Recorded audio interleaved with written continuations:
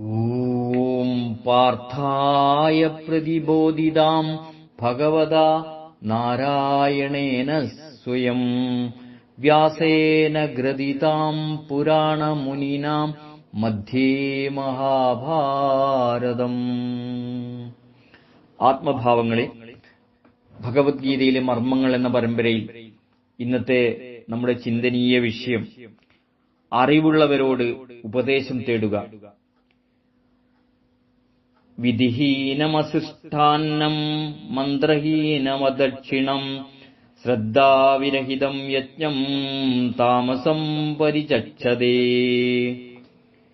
വിധിയൊന്നും നോക്കാതെ, അന്നം കൊടുക്കാതെ, മന്ത്രം പിഴച്ച്, ദക്ഷിണ നൽകാതെ, ആസ്തിക്യ ബുദ്ധിയില്ലാതെ ചെയ്യുന്ന യജ്ഞത്തെ താമസമെന്ന് പറയുന്നു. പ്രിയരെ, നിത്യജീവിതത്തിൽ നാം ഏറ്റവും ശ്രദ്ധിക്കുന്ന ഒരു വസ്തുതയാണ് ഈ ശ്ലോകത്തിലൂടെ ഗീത നമ്മെ പഠിപ്പിക്കുന്നത്. അറിവിൽ പൂർണ്ണരായി ഈ ലോകത്ത് ആരുമില്ല. ഏത് പ്രവൃത്തി ചെയ്യുന്നതിനു മുമ്പും ആ പ്രവൃത്തിയിൽ വൈദഗ്ധ്യമുള്ള ഒരാളോട് ഉപദേശം തേടിയതിനു ശേഷം മാത്രം ചെയ്യുക. നാട്ടിൻപുറത്തുള്ള ഒരു പ്രമാണി റോഡുണ്ടാക്കാൻ തീരുമാനിച്ചു. പ്രമാണിയാണ് എന്നല്ലാതെ എഞ്ചിനീയറിംഗിനെ കുറിച്ചൊന്നും അയാൾക്കറിയില്ല. എങ്കിലും പ്രമാണിയായതുകൊണ്ട് തന്നെ തനിക്കറിയാൻ പാടില്ല എന്ന് സമ്മതിക്കാൻ അയാൾക്ക് അല്പം വിഷമമുണ്ട്. അവസാനം റോഡുണ്ടാക്കി. റോഡിന് എങ്ങനെ ചെരിവുണ്ടാകണമെന്നറിയില്ല.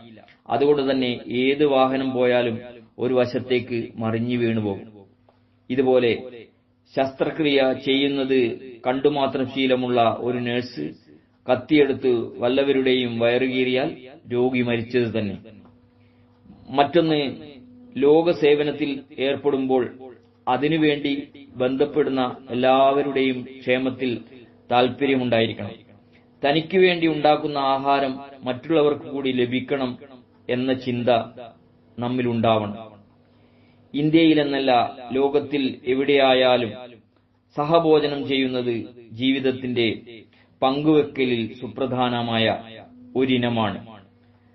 തനിക്ക് ലഭിക്കുന്നത് മറ്റുള്ളവർക്ക് കൂടി കൊടുക്കണം എന്നൊരു ചിന്ത നമുക്കുണ്ടാകണം. സ്നേഹപൂർവം, രഞ്ജൻ, കയനാട്.